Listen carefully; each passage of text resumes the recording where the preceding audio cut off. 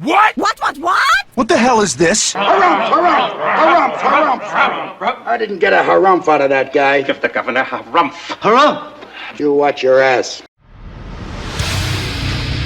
I see you shiver with anticipation. Let the show begin. Hey everybody, this is David Heretic coming at you with another edition of Reactions, Reviews, and Rants. And tonight, we are coming back to some more Pearl Jam. Yes, indeed, here we go. A lot of people requested this one. Let's see, Crooked Spine, Daniel C., Watchdog, and Sergey Dangla. Hope I pronounced that right. Sergey Dangla. They all wanted to see me react to a song by Pearl Jam called Rats. Now, I do not know the song. I've never heard of the song. Apparently, from what I understand, this came off the album Versus, which was their second album. I'm trying to learn here. I'm trying, okay? Correct me if I'm wrong. But that's my understanding. So this is fairly early Pearl Jam, so that's pretty cool. This was posted by Pearl Jam PT Fan. Okay, and the video has 301,239 views. Yeah, it'll get you there. Other than that, there's really nothing else to say. Link to the original video will be down in the description for your viewing pleasure at your leisure. Other than that, there's nothing else to say. Let's just get started. Are you ready? Are you ready? Because here we go. All right, here we go. Pearl Jam with Rats. Oh boy. Ugh. Just I don't like rats. I don't. I'm not big on rats. That's the truth. Ugh. Anyway. All right, let's do this. All right, boy, let's do this. With lyrics, always good.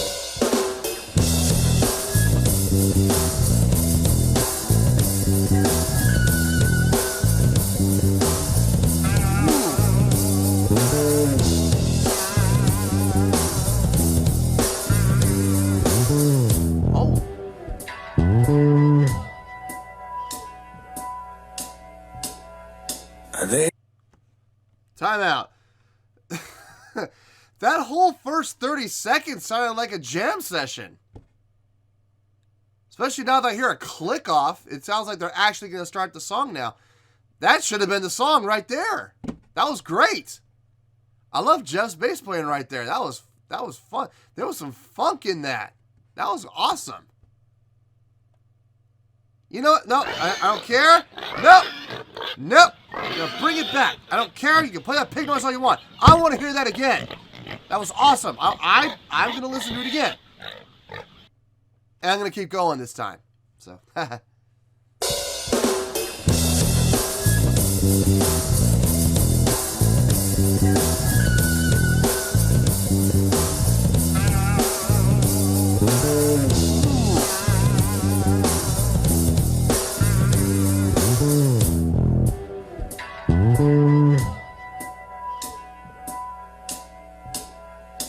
They don't eat, don't sleep, they don't feed, they don't see.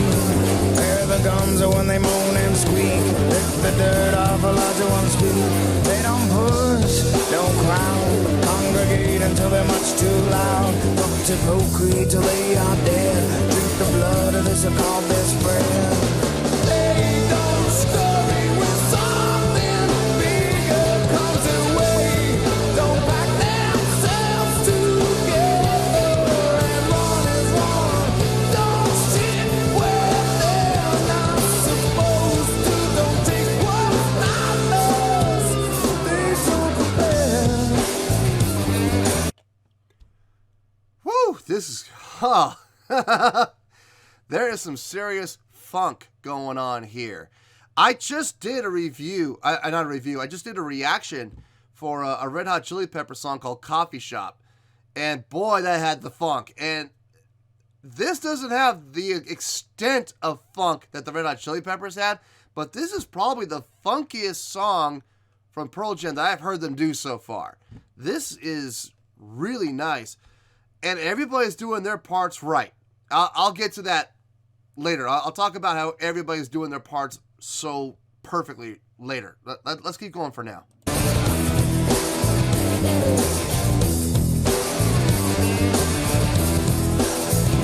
They don't scam, don't fight, don't oppress and equals give their rights. Starve the poor so they can be well fed, line the holes with the dead one's bread. They don't scurry with something real comes their way. Don't pack themselves together and one is one. Don't sit where they're not supposed to. Don't take what's not theirs.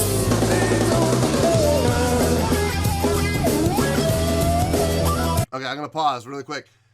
I want to hear the guitar solo in its entirety, so I'm going to back it up 10 seconds.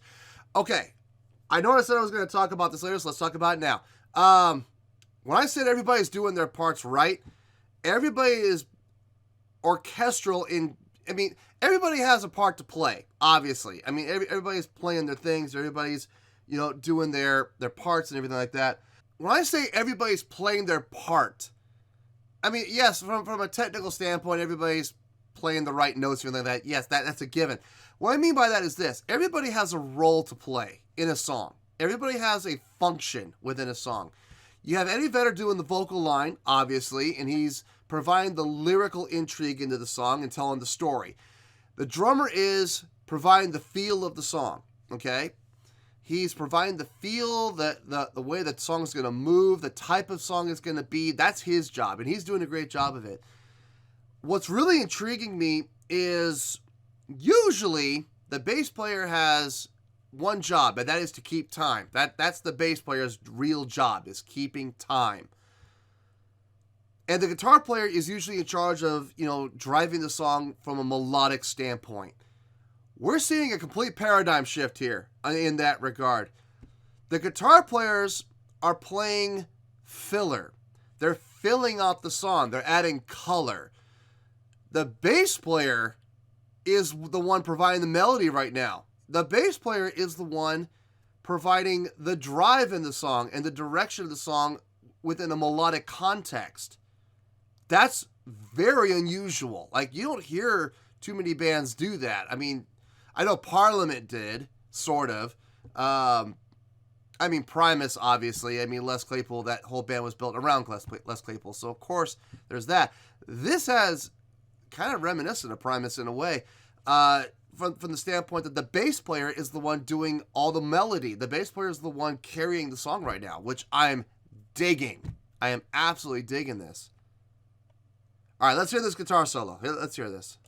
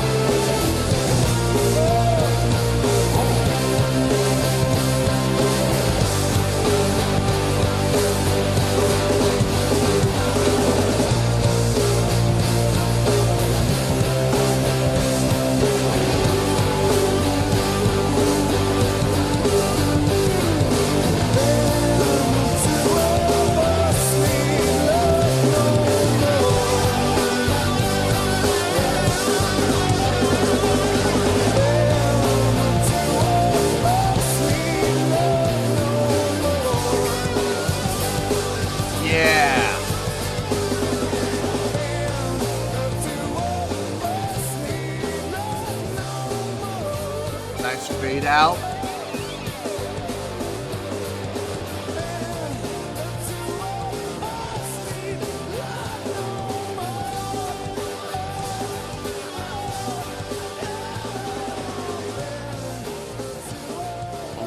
long fade out.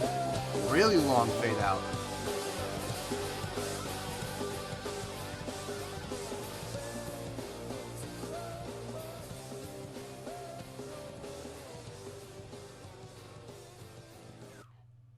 Long fade out.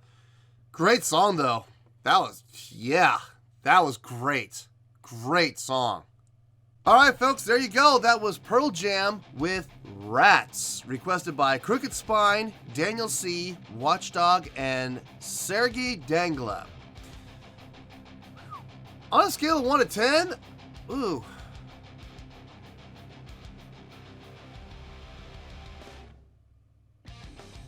I'm going to give this a,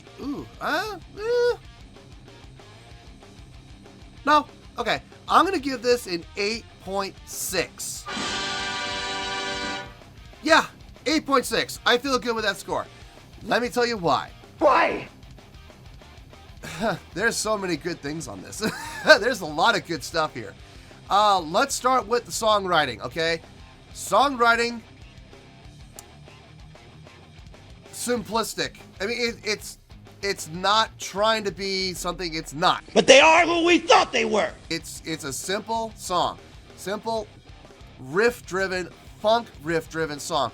And there's nothing wrong with that. Like I've always said, simple can be effective when done properly. And this was obviously done properly. The guitar playing was used more as color and filler, which I found to be a nice switch from, the usual, diatribe that you're going to see as far as, a song goes, a rock song goes where guitar drives everything. No, not in this case. In this case, both guitars used as color and filler in a very tasteful way. Not distracting, but just enough to be noticed. It's, hey, we're here.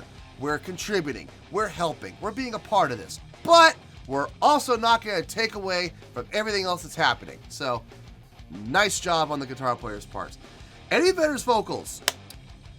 I've heard better performances from him from a vocal standpoint.